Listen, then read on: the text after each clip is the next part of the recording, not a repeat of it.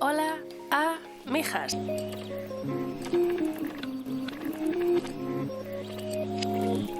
Chámome Malva, teño 24 anos e tiven a idea de bombeiro de facerme un calde de YouTube. E non estás un pouco maior para isto? Igual debería estar opositando.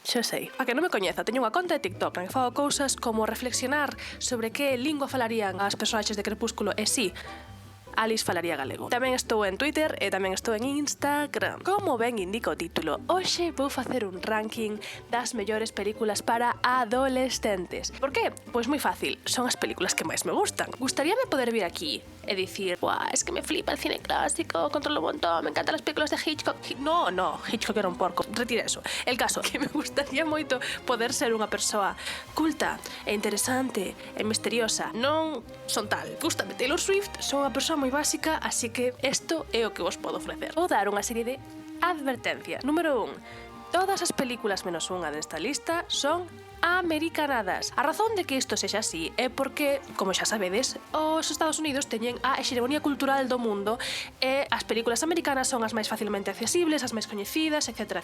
Polo tanto, son as que coñezo eu. Gustaríame poder facer un ranking un pouco máis variado e algún día farei, no? Pero para eso, necesito, por exemplo, meterme no mundo interminable de películas coreanas e cousas así. E quero facelo, pero vai levarme tempo. E se tedes algún tipo de recomendación de película destas para teenagers, así un pouco cutres e tal, me encantan, por favor, mandade máis todas, deixadenos nun comentario, tuiteades máis o que vos dé a gana. Advertencia número 2. Para poder delimitar o número de películas que acabarán neste ranking, tiven que poñer unha serie de condicións, non? Número 1, as persoas teñen que ir ao instituto. Así que películas como Os Goonies ou 8th Grade, que son dous películas como a Copa dun Pino, non poden estar nesta lista, pero algún día xa falarei delas se teño a oportunidade. 2. Só vou poñer películas a partir da década dos 80, así que, por moito que queira eu a James Dean e por moito que me guste Rebeldes en Causa ou Gris, non va a acabar nesta lista, teña que delimitar por algún lado. 3. O foco da película teñen que ser adolescentes que van ao instituto. Polo tanto, películas como Freaky Friday, na que a 50% é a historia da nai, 50% a historia da filla, non poden acabar nesta lista. Punto número 4. A película non pode ter elementos nin sobrenaturais ni de ciencia ficción, polo tanto,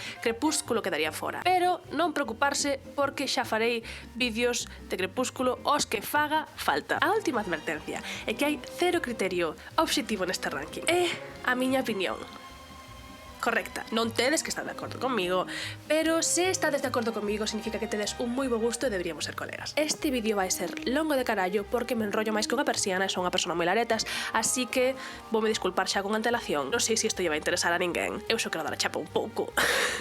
Espero que vos guste. Empezar cas Honorable Mentions, películas que non acabaron no ranking por algunha technicalidade, pero que realmente pareceme importante nomealas. Empezando por The Breakfast Club. The Breakfast Club desencantábame, pero a misoxiña é bastante dura e ademais os últimos 15 minutos son unha puta merda. É unha película que tivo moita influencia neste xénero cinematográfico, considero que todo o mundo debería vela polo menos unha vez, pero ten cousas que vaya por Dios. Back to the Future, que evidentemente non está nesta lista porque ten un elemento de ciencia ficción, pero é unha película mazo rara. É unha película con un argumento raro de carallo, pero que funciona, vela, e pásalo ben, está super simpática, e tamén é unha desas películas que hai que ver para entender o xénero de películas de adolescentes, supoño. I'm a Cheerleader, un clásico do cine camp, trata sobre unha rapaza lésbica que é enviada a un campamento de reorientación sexual por parte de seus pais, pero realmente é unha comedia. Está moi ben, ten un final feliz, recomendóla. Non a metín no ranking, da mesma forma que non metín The Miss Education ou Cameron Post neste ranking. Creo que tratan un tema un pouco complicado e que eso merece o seu propio vídeo. E por último, vou mencionar a película de adolescentes máis clásica de todas na miña opinión.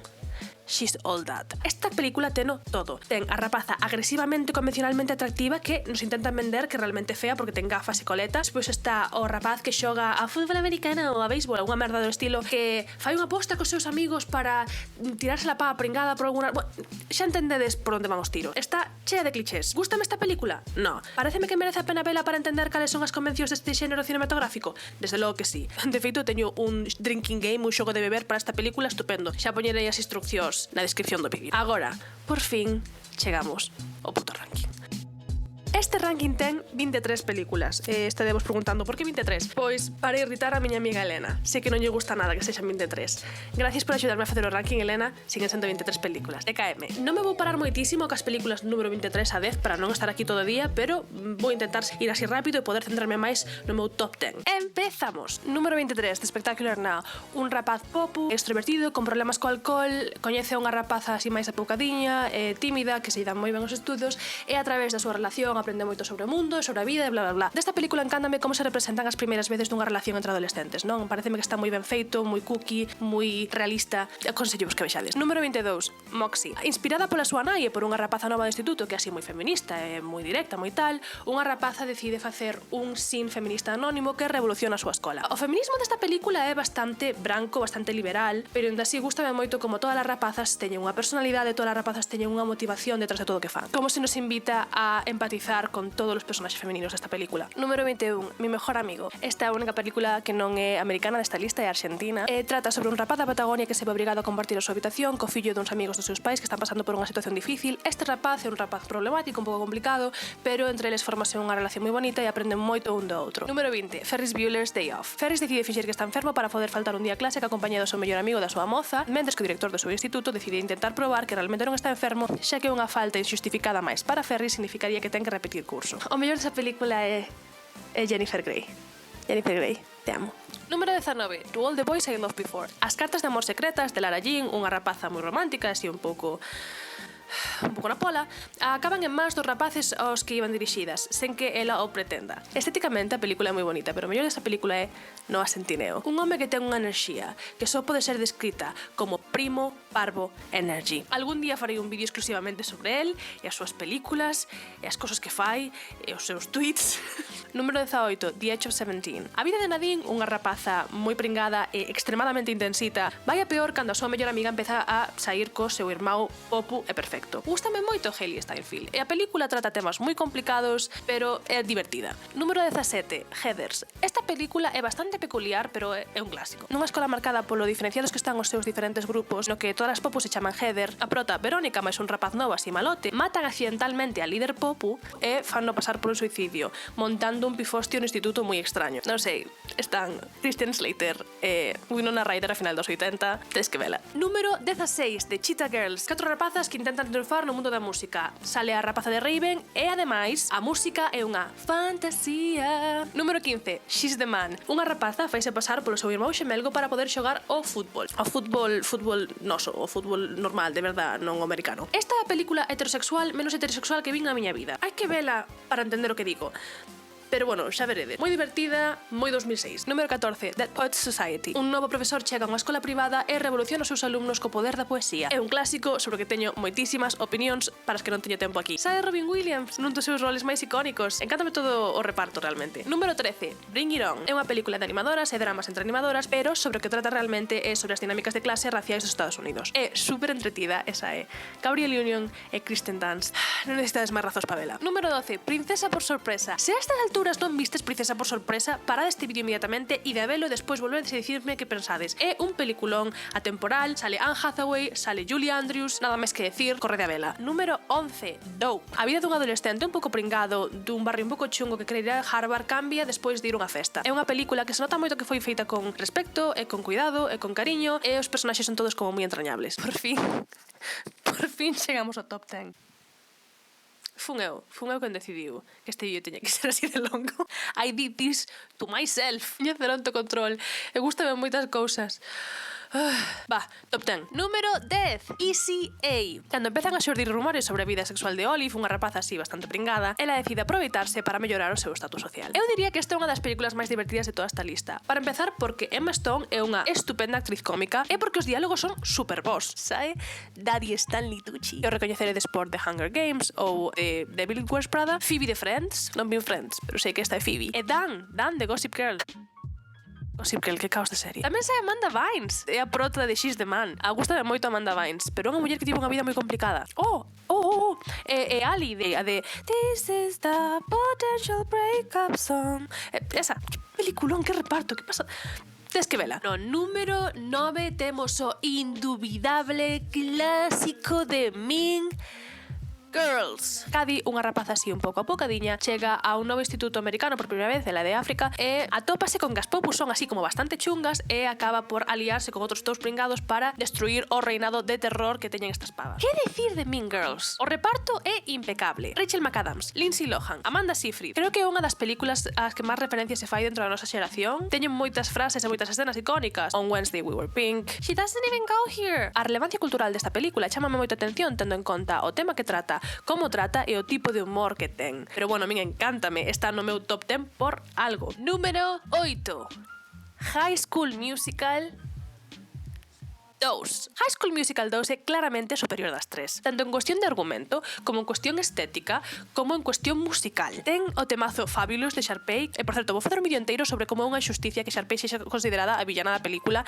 de esa película de calquera das outras dúas. Sharpay é estupenda, espectacular e nunca fixeches nada mal na tua vida. Veronique, da que Zac Efron pon algunhas das mellores caras da súa carreira, e sobre todo I Don't Dance. Un temazo de principio a fin e sobre o que vou facer un vídeo inteiro porque que hai moito que desempacar aí. O caso, High School Musical 2, estética impecable, Sharpay estupenda, Ryan e Chad son novios, peliculón. Seguinte, número 7, The Half of It. Creo que é probable que esta sexa a película máis infravalorada en todo o meu ranking. Como moitas das miñas películas favoritas, The Half of It é unha reinterpretación moderna de un clásico da literatura. Neste caso, Cyrano de Bergerac.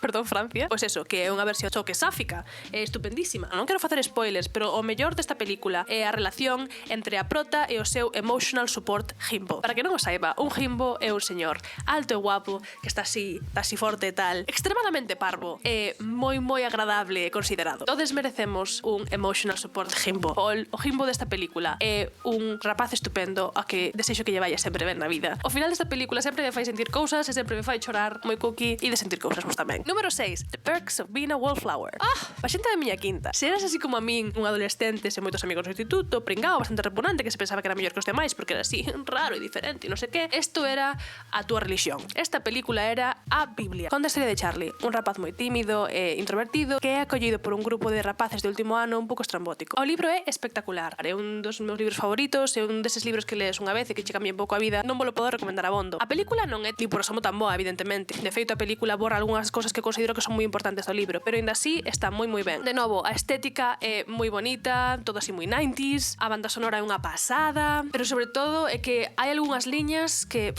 ahora como que parece que perderon un pouco de significado, porque cando saiu esta película estaban en todas partes, como We accept the love we think we deserve, o monólogo do final de Charlie. Pero merece a pena sentarse, ler o libro, ver a película, interiorizar estas cousas. Está moi ben, pero o que sí, tratan uns temas moi duros, é unha película moi emocionalmente intensa, así que tens que prepararte un pouco para eso antes de empezar. Número 5, entramos por fin no meu top 5. Entramos neste top 5 con un peliculón impresionante. Clueless. Como xa mencionei hai un momento, encántame a reinterpretación de obras clásicas nun contexto moderno. Pero sabedes que me encanta tamén? Jane Austen. Podería falar da obra de Jane Austen forever. Non hai nada que me apaixone máis que as adaptacións da obra de Jane Austen a gran pantalla. A miña película favorita do mundo? Adiviñade. Orgullo e Prejuicio. A do ano 2005, en da que a miniserie do BBC de 1995 tamén está moi ben. A diario da serie de BBC é moitísimo mellor. É que claro, o que me gusta da 2005 que eso non distrae. Nada se pode comparar con Inferno. Evidentemente, a interpretación de Keira Knightley me encanta. O director da película do 2005 non me encanta. Joe Wright, como se nada mal cando fai claro, como que axuda a subir o carruaxe, fai,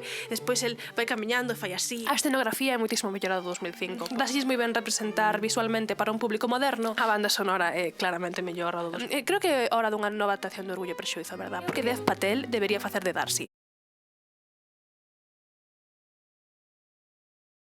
Eu estaba falando sobre Clueless. Clueless é unha adaptación moderna do libro Emma de Jane Austen. Clueless é unha das mellores adaptacións de Emma. Hai moitísimas adaptacións de Emma. As dúas que hai que creo do ano do 96 está de Whitney Paltrow, que é a peor de todas. Descubrín que o secreto para unha boa adaptación de Emma, si tes un mal Mr. Knightley, si a relación entre Emma e Mr. Knightley en plan, estos son dos irmãos discutindo vibes, a película queda moi como super creepy. As dúas do 96. Eso fixeron moi ben na versión do 2020. Anya Taylor-Joy, dese pelo da época da regencia tan feo, cosas, que queda fatal.